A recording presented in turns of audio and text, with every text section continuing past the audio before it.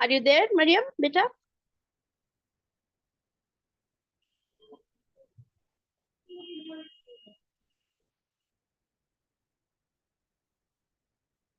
Sorry. Sister Taskeen is going to do the recitation today. Sister Taskeen, I'm asking you to unmute yourself. Ji. Please start with the recitation. أعوذ بالله من الشيطان الرجيم. بسم الله الرحمن الرحيم. والشمس وضحاها والقمر إذا تلاها والنهار إذا جلاها والليل إذا يغشاها والسماء وما بناها والأرض وما طحاها ونفس وما سواها فألهمها فجورها وتقواها قد أفلح من زكاها وقد خاب من دساها كذبت ثمود بطغواها إذ انبعث أشقاها فقال لهم رسول الله ناقة الله وسقياها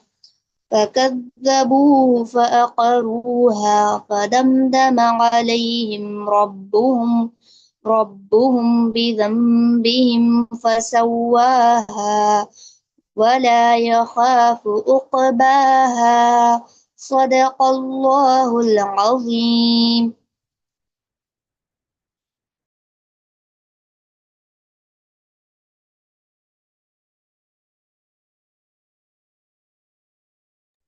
Jazakallah khair, Sister Taskeen, for the beautiful recitation. Dear sisters, now let's begin our session. And I request all of you to recite the durood yourselves also. بسم الله الرحمن الرحيم اللهم صل على محمد وعلى آل محمد كما صليت على إبراهيم وعلى آل إبراهيم إنك حميد مجيد اللهم بارك على محمد وعلى آل محمد كما باركت على إبراهيم وعلى آل إبراهيم إنك حميد مجيد رب اشرح لي صدري ويسر لي أمري واحلل عقدة من لساني يفقهوا قولي ربي زدني علما. Yes. We should keep on reciting the durood more and more, especially in Ramzan. So we all know, Alhamdulillah, the great benefits of reciting the durood. Can you tell me what it is? 10 good deeds are added to our scroll. That is to our Name Amal. 10 good deeds are added and 10 sins are deducted and we get blessings. Okay. So if we recite the Darood once, Darood Ibrahimi, that is both the complete Darood that I recited now. So if you recite it once, 10 good deeds are written against your name and you get 10 blessings and 10 sins of yours are deducted. Okay. So now let's proceed with the session. Today, the surah that I'm going to discuss is Surah Ash-Shams. Okay. So now let me quickly do. Yeah. Okay.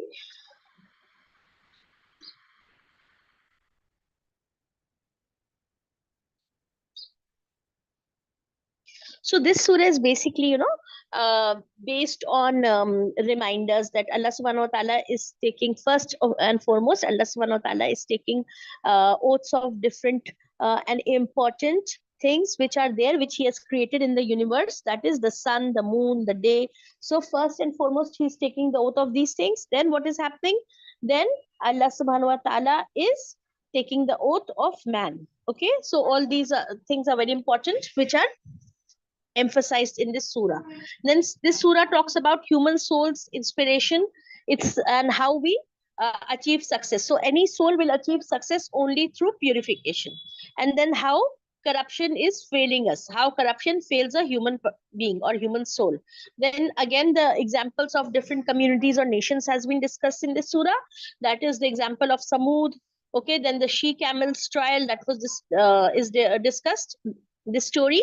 Then how the community of Samud defied and they persisted in sin, it is described. Then what is this divine retribution and the moral responsibility? All these things are described. So now let's proceed word by word, sorry, ayat by ayat, and start learning this surah, inshallah. Okay, yeah. So in the name, Bismillahir Rahmanir Rahim, in the name of Allah, the most gracious, the most merciful. Now, washamsi wa duhaha, by the sun and its brightness. Now, Allah subhanahu wa ta'ala here is taking the oath of the sun. Now, dear sisters, can you tell me when Allah subhanahu wa ta'ala is taking the oath of any created thing that he has created, why he does it? Can you tell me? Or anything, if Allah subhanahu wa ta'ala is taking an oath of any object or anything or any person, what do we mean by it? Obviously, the first meaning is Allah subhanahu wa ta'ala is taking its oath, so he's bringing our attention to it. Okay, and then can you tell me what is the second meaning to this? Or what do you understand when Allah subhanahu wa ta'ala is taking the oath of such huge celestial bodies? What do you understand? Or what comes to you when you listen to these ayats? Yes, I want you to write. Any sister who wants to share? When you read this ayat or when you listen to these kind of ayats where Allah subhanahu wa ta'ala is taking an oath of the sun, the moon, then what comes to your mind? Yes.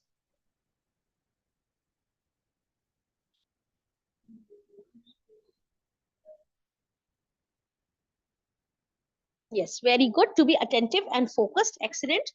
And Allah subhanahu wa ta'ala is taking the oath to make this statement powerful and to remind us of the great warning. Yes, very good. Jazakallah khair. So these 2 points are absolutely correct. And Allah subhanahu wa ta'ala is taking our oath for all these things. Plus, when Allah subhanahu wa ta'ala is taking an oath of any object, for example, he's taking the oath of the sun and he's taking the oath of the moon. So the sun and the moon become a witness. Okay, so they are a witness over mankind. Okay, so here, when on one end the ayat is emphasizing the importance or bringing our attention to these great creations of Allah subhanahu wa ta'ala, similarly on the other hand these ayats are telling us that the sun and the moon, the day, and all the other celestial bodies, they are all a witness to us, to mankind, and they will all be a witness to Allah subhanahu wa ta'ala on the day of judgment. Okay, so all these great creations of Allah subhanahu wa ta'ala will also be a witness, okay, that Allah subhanahu wa ta'ala is the only and only Lord of all that exists. Okay, so all these celestial bodies, everything is a witness. So by the sun and its brightness. Okay, now when Allah subhanahu wa ta'ala is talking about the sun, we all know its greatness. We all know that life is incomplete without the sun. You know, all of us, in order to live, in order to survive, we need the sun, right? In some form of the other, the sun affects us. And you know, even for mental health, not only for physical health, for mental health also, the sunlight is very important, and it plays a very important role in our mental health. So when on one hand, when sun is important for our physical existence, even for our mental existence, mental health and mental well-being, the sun is very important. It plays a great role. Okay, so it is one of the greatest creations of Allah subhanahu wa ta'ala. And when the sun exists, we exist, right? Because we all know how food is made with the help of sun, how the water cycle is created. Different phenomena of science takes place only because of the sun. If the sun didn't exist, life would not have been existed. So sun is a great blessing of Allah subhanahu wa ta'ala, and its brightness is also a great blessing for all of us. And when the sun is there, we are there. Okay, so when we listen to these ayats, and when we listen or learn about this beautiful and this great creation of Allah subhanahu wa ta'ala, we should immediately thank Allah subhanahu wa ta'ala. Okay, so we should immediately thank Allah subhanahu wa ta'ala for this. And you know, nothing Allah subhanahu wa ta'ala has created without any purpose. Each and every thing that Allah subhanahu wa ta'ala has created has a purpose, and it completes its purpose and its work that has been assigned to it. So by the sun and its brightness. Now coming to the second ayat, that is by the moon as it follows it, the sun. Isn't it so beautiful? In such a nice and beautiful way, Allah subhanahu wa ta'ala is defining the moon. See, the sun is complete, it's giving brightness, it's giving us light, but we all know that moon doesn't has its own light. So this ayat is also pointing towards this fact that the moon follows the sun. That is, it doesn't has its own light, it reflects the light of Allah, of the sun. So see, there's such a lot of scientific facts also there in the Quran. You know, in no other book you will find such beautiful descriptions and such scientifically proven descriptions about the creation of Allah subhanahu wa ta'ala. So we all know that moon doesn't has its light. So moon has been described here in this ayat as by the moon as it follows the sun. Okay. Now coming to the third part, you know, Quran just is not very beautiful in the meanings. It also has a very literal beauty. Those who know Arabic well, they will realize the beauty of these ayats. It's like, you know, it works like music. So much of rhythm is there. It's much, much, much more beautiful than even music. Those who know Arabic language, they will realize the fasahat and the balaghat, we call it that. So when you start learning Arabic language and you start reading these ayats directly from Arabic and understanding the Quran directly, it would really affect you a lot, inshallah. Its beauty, its literal beauty will affect you. Okay. So now Allah subhanahu wa ta'ala in the third ayat is telling us about by the day as it shows up. Again, such a beautiful ayat. And imagine the day, and so beautifully Allah subhanahu wa ta'ala is defining it or describing it as it shows up, the sun's brightness. So how the day comes to us? It comes to us full of brightness, subhanallah. So when we hear about Allah's great creations, we should thank him also. So we should thank Allah ta'ala immediately, that we are thankful Allah subhanahu wa ta'ala for this great blessing of the sun, the great blessing of the day, and each and every blessing of yours. Now we come to the next part, ayat number 4, by the night as it conceals. Again, so beautiful. What is the night concealing? Can you tell me what does the night conceal?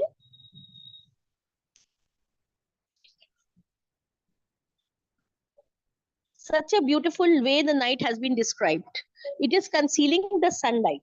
Okay, and it's also concealing many things. Yes, light. By the night as it conceals.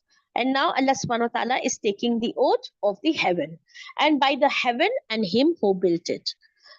And now Allah subhanahu wa ta'ala is taking the oath of himself also, by the heaven and him who built it. So Allah subhanahu wa ta'ala is taking his oath also. And ayat 6 tells us by the earth and him who spread it. So beautiful. So who has built the heaven? One and only our Lord. The God of all that exists, he has built the beautiful, the vast, the huge, the amazing heaven. And then Allah subhanahu wa ta'ala is telling us about the earth and him who spread it. So why is Allah subhanahu wa ta'ala using the word spread for earth? Can you tell me? Even though it's in the shape of a globe, it's spread for us. You know, wherever you go, you can travel anywhere in the world and you're not going to fall from the globe. Do we fall? No. It's like an open field for us. It's spreading.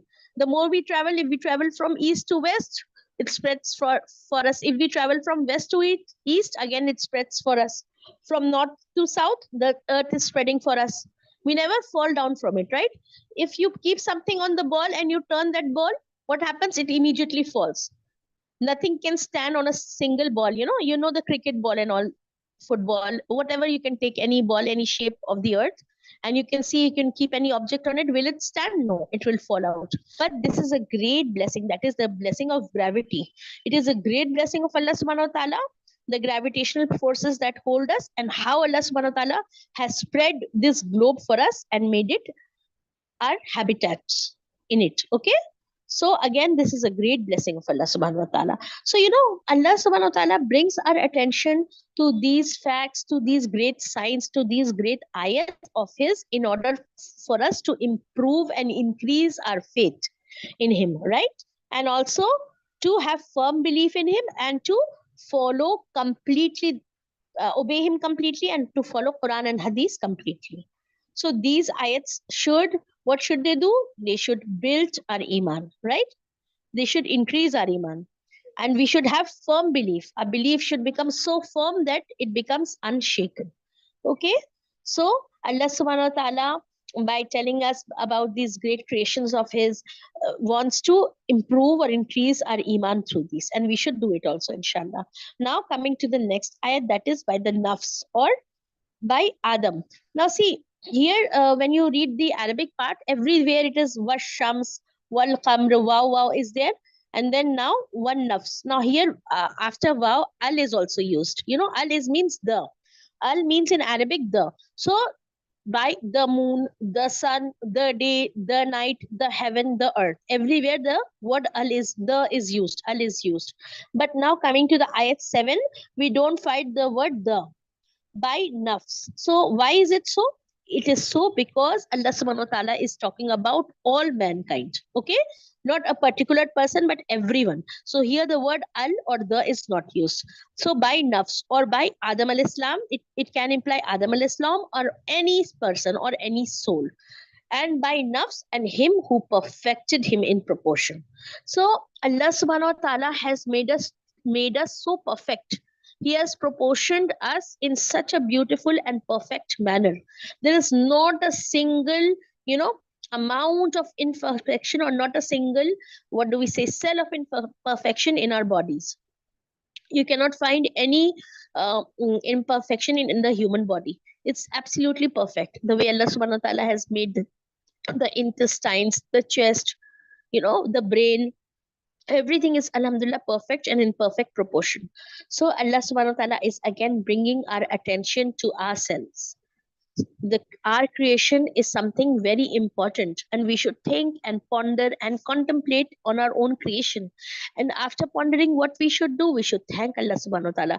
We should become grateful servants. All these ayats should increase our iman and make us more and more grateful towards Allah subhanahu wa ta'ala, right? And for making us so perfect. So we should become very grateful to Allah subhanahu wa ta'ala for all these things.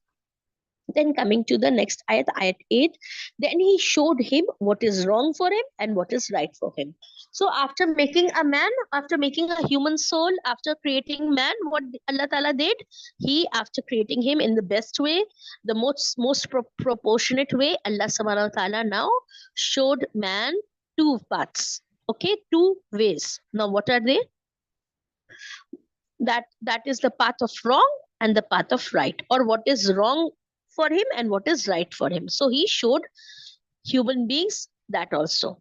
Okay, then now coming to the next ayat, ayat 9. Now after creating and after showing, now Allah subhanahu wa ta'ala is telling us, indeed he succeeds who purifies his own self.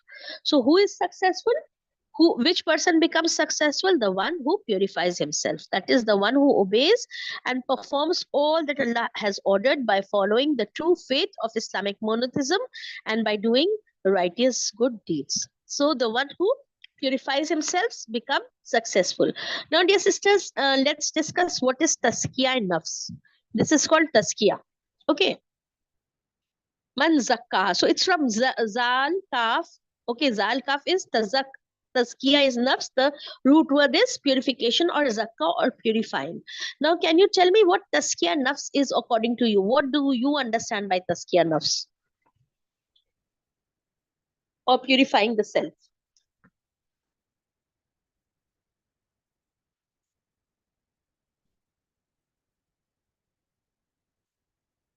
Purification of the soul, very good. And so how do we do it? We always hear tazkiyah nafs so many times, in the whole Juzz 30, a lot of times this reminder comes to us that we have to do tazkiyah nafs, we have to purify ourselves. So what exactly is it? Following the sunnat, very good. Yes, I want more answers. I want more of you to share it. What do you understand by tazkiyah nafs or purification of the soul? See, once we discuss now, it will help us and it will improve our learning. Discussions are there for improving learning. So you should all participate in it, inshallah. Proper salah, yes, all those things are part of it. Very good. To improve our ibadah, okay, is also tazkiyah nafs. To follow the sunnat is also tazkiyah nafs. And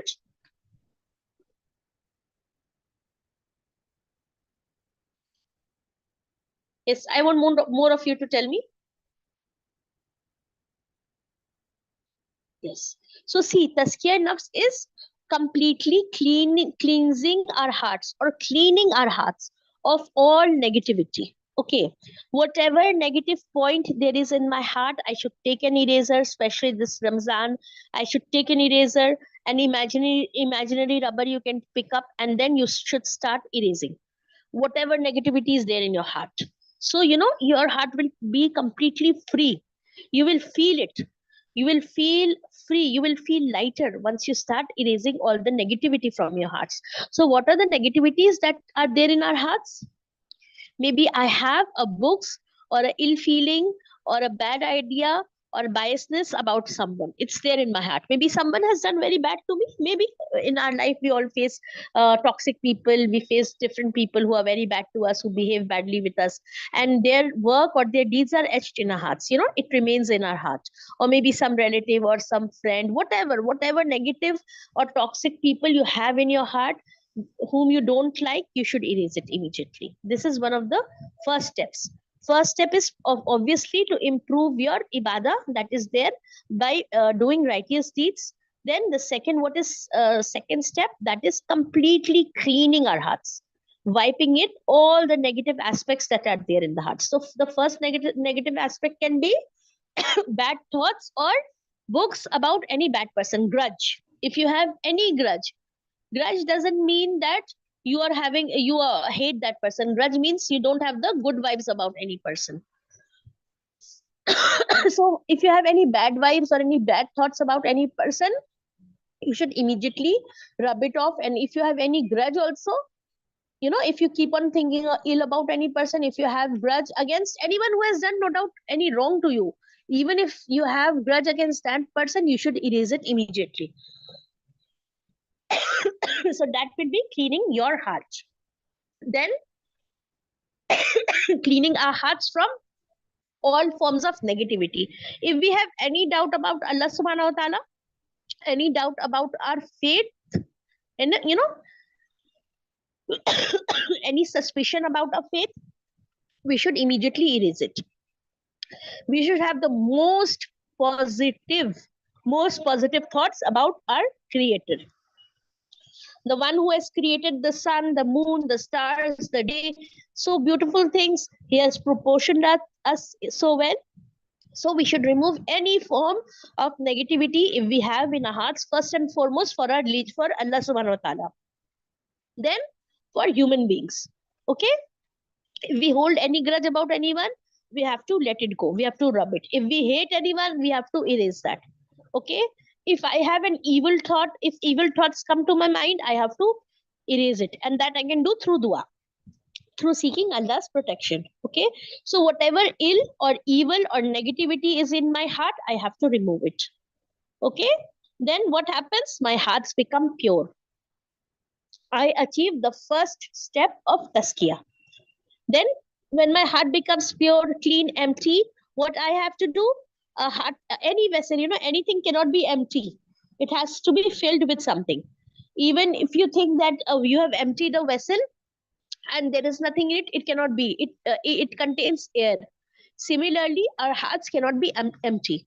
Either negativity will be there or positivity will be there. So once we clean the negativity, we have to fill it with positivity. So through doing this, or by doing this, we will be achieving complete tazkiyah. When we take out the negativity and fill our hearts with everything positive. Okay? So then our hearts become pure and clean, and we complete the process of tazkiyah nafs. So what positive things can we fill our hearts with? First and foremost, the love of Allah subhanahu wa ta'ala, the love of his beloved Prophet sallallahu alaihi wasallam, the love of our deen, the love of ibadah. So all these things we have to nurture in our heart. Okay, it cannot just come immediately. We have to nurture it. And how do we nurture it? How do we grow these things? through constant connection with the Quran. The more we learn about Allah subhanahu wa ta'ala, the more we connect with Allah subhanahu wa ta'ala, the more we listen to good things about Allah subhanahu wa ta'ala and think good thoughts about Allah subhanahu wa ta'ala, our hearts start loving him more and more. It nurtures and it becomes a very positive thinking heart, and we become positive humans. Okay, so we have to completely erase and take out all the negativity that we have filled our hearts with over the years. So this, only by doing this, we will be achieving complete tazkiyah. So who becomes successful? The one who does or purifies himself, his own self. And this thing cannot be done by anyone else. It has to be done by us. We have to work on ourselves in order to achieve this. Okay, and these positive productivity is being taught by management gurus, by great industrialists. They are learning this. There are a lot of workshops are being held, many things are being taught at different levels in order to achieve this kind of productive heart or productive personality. And this teaching Islam has given us so many years ago, but it is our own heedlessness, our own faults, that we are not learning. So who is successful? The one who purifies himself. Okay, now coming to the next ayat, ayat 10. And indeed he fails who corrupts his own self. We cannot blame anybody else for our corruption. It is we ourselves who are corrupting ourselves. It is me who's holding ill feeling about some person. It is me who's holding a grudge in my heart. It is me who has jealousy in the heart, right? So I am corrupting my own heart. So I have to check my heart. I have to purify my heart. I have to take out all forms of negativity from my heart. Any grudge, any jealousy, any form of arrogance. Arrogance or pride is one of the greatest corruptors of the heart and corruptors of the soul. So I have to check myself. Do I have any amount of arrogance or pride inside me? It is only I who will check my own heart. Nobody else is going to do it for us, okay, or for me. So the one who corrupts his own self will fail. So now it is a great waking up point for all of us, that what are we doing? How are we dealing with our hearts? Is my heart pure? Do I have any grudge against anyone? Am I jealous of someone's blessings? See, if you feel any jealousy after seeing something, it's natural. You might feel, so we should immediately do dua for that person. That Allah, you bless him more and you bless me with the same things. Okay, so this is one of the best ways of taking out jealousy from the heart. Okay, so, and he fails who corrupts his own self. Okay, now,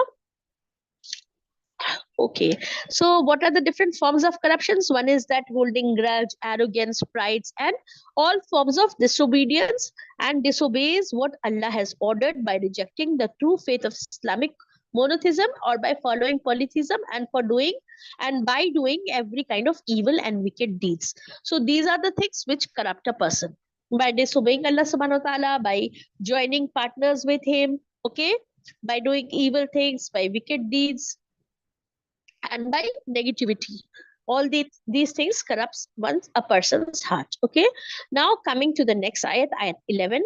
The people of Samud, what did they do? Now Allah subhanahu wa ta'ala, you see, Quran is so beautiful, and how suddenly the topic changes and we are brought back to we are reminded of the previous nations. On when we this surah starts by reminding us about the great creations or great signs of Allah subhanahu wa ta'ala. Then it moves on to tell us how to purify ourselves, and the one who fails to purify himself, he fails, and the one who corrupts himself, he also fails. Okay, so now this ayat is again taking our attention, or reminding us about the previous nation. Okay, so this is a very beautiful way of teaching or imparting knowledge, the way Quran does. Now we are shifting to the reminders about the previous nations. So ayat 11 tells us about the Samud people. The Samud denied their prophet through their transgressions. So how they denied? They denied through their transgressions. They rejected by rejecting the true faith of Islamic monotheism, and by following polytheism, and by committing every kind of sin. So what they used to do? They used to deny the messengers, transgress against the messengers, and they committed every kind of sin. And when the most wicked man, ayat 12, and when the most wicked man among them went forth to kill the she-camel, but the messenger, ayat 13, but the messenger of Allah, Salih al-Islam, said to him, be cautious, fear the evil end. That is the she-camel of Allah, do not harm it, and bar it not from having its drink. Okay, now this story here, the story tells us about Salih al-Islam and the she-camel. So there was a camel who was left for Allah subhanahu wa ta'ala. That camel was marked for Allah subhanahu wa ta'ala, and one day the camels of all the other other people used to drink, and one day the water tank was reserved for the she camel. So only the she camel could come and drink at that day. On that day, what happened? There was a man, he was a very evil person, so he decided to kill that camel which was marked for Allah subhanahu wa ta'ala. Even though Prophet Saleh al-Islam stopped that person, he did not stop. He killed that she camel. And I'm coming to ayat 14, and they denied him and they killed it. So the Lord destroyed them because of this sin and made them equal in destruction. That is, all grades of people, rich and poor, strong and weak, everybody was destroyed. So now, dear sisters, can you tell me what is the significance of telling us about the she camel? Why is there a she camel which was marked for Allah subhanahu wa ta'ala, and what is the significance of this?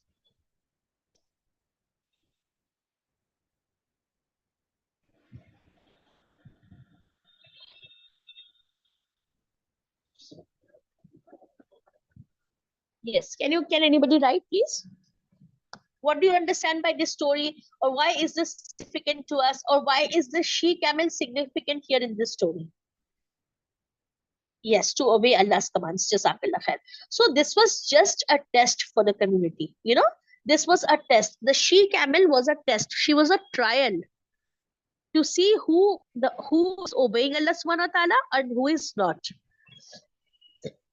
The nation had many animals. They had so many animals, but they were allowed to drink. All their animals were allowed to drink only one day from that water tank, and the other day a water pond, and the other day was reserved for that she camel.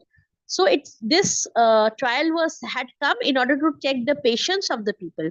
That are the people patient with Allah's commands? Are the people obeying Allah's commands? How much patience they can have? How much are they obedient to Allah subhanahu wa ta'ala? But they could not keep patience and they could not obey Allah subhanahu wa ta'ala. They lost control over their nafs. So what they did? They went ahead and killed the she camel. Even though the Prophet stopped them from doing so, they did not listen. So what happened? What came upon them? Allah's punishment came upon them. And all of them, the rich, the poor, everyone was destroyed equally. So this ayat also is bringing our attention to this fact. No matter how rich we are or what grade we have in society, when we die, we all become equal. The punishment is equal for all the wicked. It will not be that those who are rich, they will be given any special treatment in the hereafter. Okay? In fact, those who are more rich and who are oppressing people, they will be facing or getting greater punishment. So everybody is equal in Allah's eyes, and when the punishment comes, it does not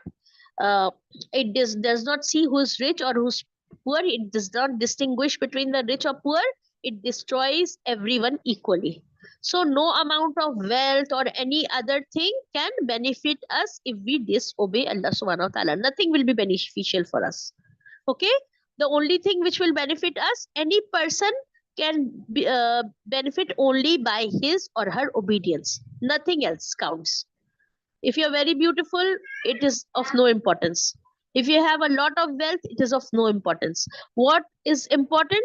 The obedience of Allah subhanahu wa ta'ala. How much we obey Allah and his messenger. Nothing else counts. No matter how many degrees or fancy colleges you have studied in, or you have graduated from Oxford University, maybe from Cambridge, maybe from MIT, it doesn't matter. What matters in the hereafter, or what matters in the end, is your obedience or your disobedience, right? So everybody was destroyed because of their evil sins, and they were destroyed and they faced equal punishment. And Allah subhanahu wa ta'ala, feared not the consequences thereof. So Allah subhanahu wa ta'ala doesn't fear anything, na'uzubillah. It is we who have to fear him, and we have to fear the consequences. Once a community disobeys Allah subhanahu wa ta'ala, once a community disobeys or goes against Allah subhanahu wa ta'ala, it has to face its punishment. Okay? Okay. So now with this, this surah ends. And we will move on to the reflection and the action points of this surah. I hope you all like this surah. Yes. Especially, I love these ayats about purification of the self, and especially the ayat of purification of the self. This is something which I really like. Yes. Now, would you like to say anything? Would you like to add anything here, dear sisters, or discuss anything here? Otherwise, I will move forward with the reflection and the action points.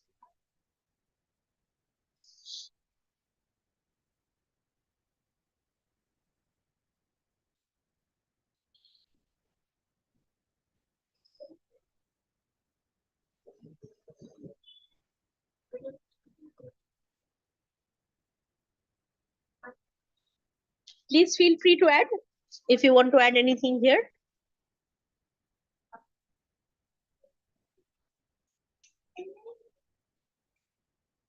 Okay.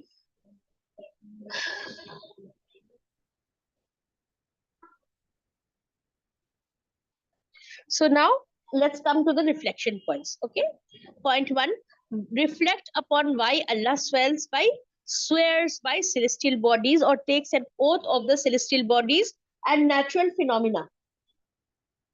So we should reflect and ponder upon it. Okay. Then point 2, understand that day and night symbolize clarity and obscurity. Okay, so this is a very beautiful point. So we have to understand this, that day and night, what do they symbolize? They symbolize clarity and obscurity. So the day is something which shows us everything, which clarifies everything, and the night, what it does, it conceals or it obscures. So this is guiding human thought and reflection. We should have clear thoughts. We should not have obscure thoughts. We should have firm, clear belief. We should have complete faith on Allah's promises, and we should trust him completely. Our faith is not obscure, neither our thoughts should be. Okay?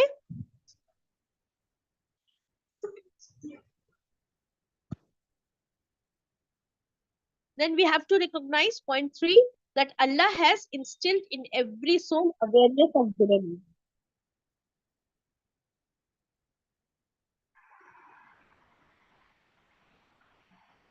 So Allah subhanahu wa ta'ala has not only created us, but he has also instilled good and evil in our souls. It's there in our souls. Okay. Every one of us has this part of good and has this part of evil. Now it is for us which part we are nurturing. If we nurture the evil part, our hearts, our soul, and we ourselves will become evil and wicked. May Allah protect us from that. If we nurture the good part, if we water it, if we water the good part, if we water the positivity, we will nurture Iman. We will increase Iman, inshallah. Okay? So it is upon us. Each and every soul has good and evil in it. Then we have to ponder over the importance of purification. And each and every one of us has to purify herself or himself. Nobody's from outside is going to come and do it for you. Okay, it is your job. You have to do it yourself, because we know ourselves better than anyone else. We know we know our weak points, we know our strong points. So we have to work on our strong points, and we have to work on our weak points, and we have to make our strong points stronger. So whatever mistakes or whatever weaknesses are there in my heart, I have to rectify it. I have to change it.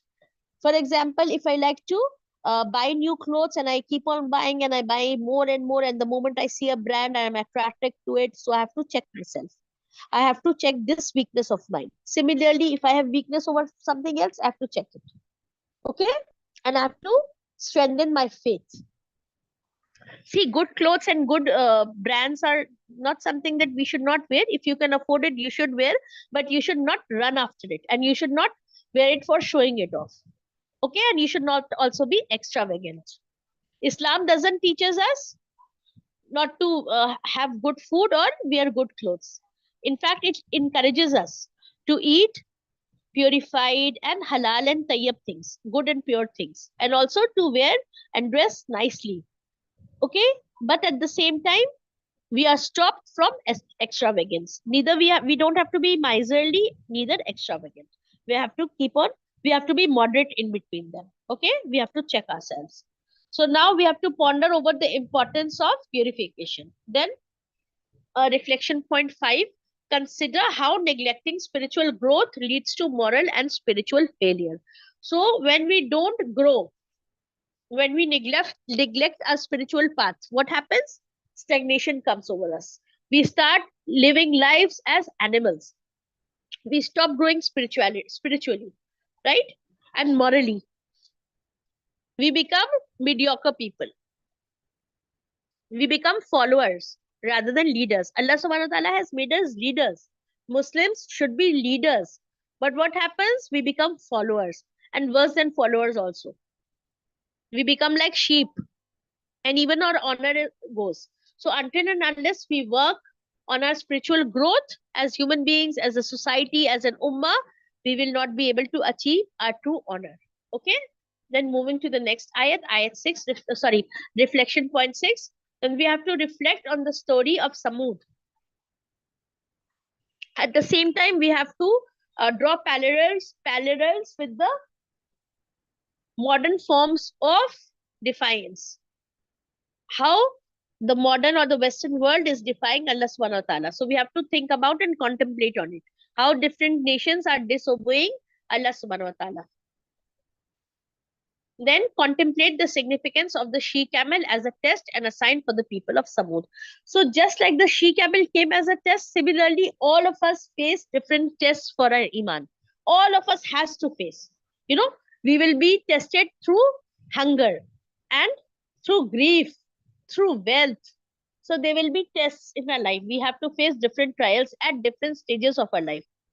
Through grief also. And through happiness also. So each and every time, each and every day is a test, as well as we have to face different trials of different things. Just like the Samud people face the trial of she camel, we have to face different trials at different levels and stages of our life. So we should remember this, that life is a test. And how should we deal with it? We should deal it with full faith and obedience. When we have patience, firm faith, right intentions, gratitude, obedience, we sail through these trials. We pass them. We are not stuck and caught up by these trials. Okay? Each and every individual will face it. Then we have to understand the moral accountability and reflect on how nature consistently reminds us of Allah's perfect creation and power. So this nature is a huge reminder, just like the sun, the moon, they are reminders. Similarly, the whole nature, the trees, everything, all the creation of Allah subhanahu wa ta'ala are signs of Allah subhanahu wa ta'ala, are reminders of Allah subhanahu wa ta'ala about his power and his greatness. Okay? And also, sisters, the internal purification should affect our external actions. Until and unless we have purified intentions or purified hearts, our actions will not reflect them. So we have to check our actions also, what kind of actions we are doing. And the actions we are doing, what is the intention of those actions? We have to constantly keep on checking ourselves, rectifying our intentions and correcting ourselves. And then we have to consider the environment also and how it affects our spirituality. Okay. Now coming to the action points, quickly let's discuss it. So we should commit daily acts of purification. We should do sincere tawbah. So tawbah should be a norm in our lives. We should every day take out some part of time from our everyday work and do tawbah. Even if you take out 10 minutes for it, it's sufficient, inshallah. You can start with that and then you can move on doing more. But at least start with 10 minutes of doing tawbah every day. Okay? And especially at the time when we go to bed. That is the best time of doing tawbah and istighfar. So this should be an action point that we should imbibe tawbah in our lives. We should bring astaghfar in our lives. And when we bring it, our whole lives become easy. The more astaghfar we do, the more easy our lives become.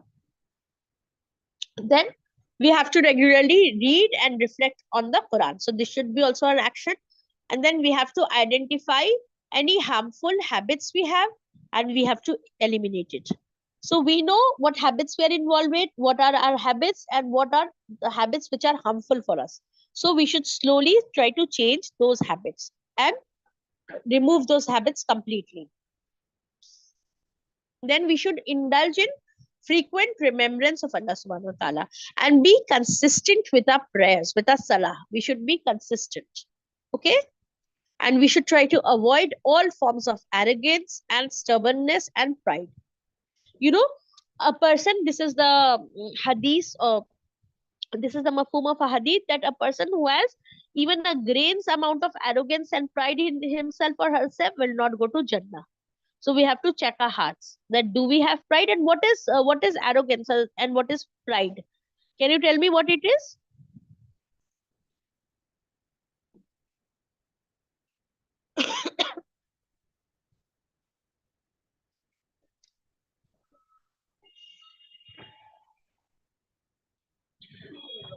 Arrogance and pride is to reject the truth and to think yourself better than others. This is arrogance and this is pride according to the hadith. Okay, mafhum of a hadith.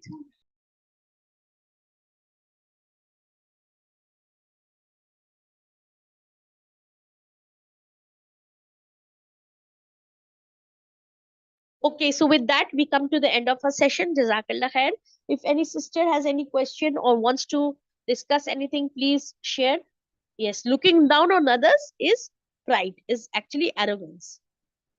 Yes, inshallah, we will be sharing the ayats also on the screen.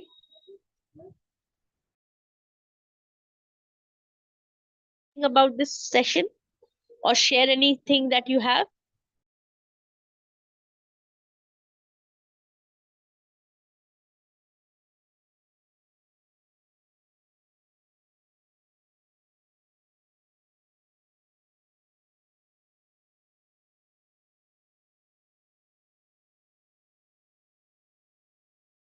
Okay, so with that, we come to the end of the session. Jazakallah khair for being patient and listening to this session, and Jazakallah khair for joining this class. Inshallah, we will be meeting day after tomorrow. Tomorrow, Wahida Baji will be taking your class. Jazakallah khair. Astaghfirullahi Rabbi min kulli zambi wa tubu ilayhi wa salamun alal mursalin walhamdulillahi Rabbil Alameen. Assalamu alaikum wa rahmatullahi wa barakatuh, dear sisters.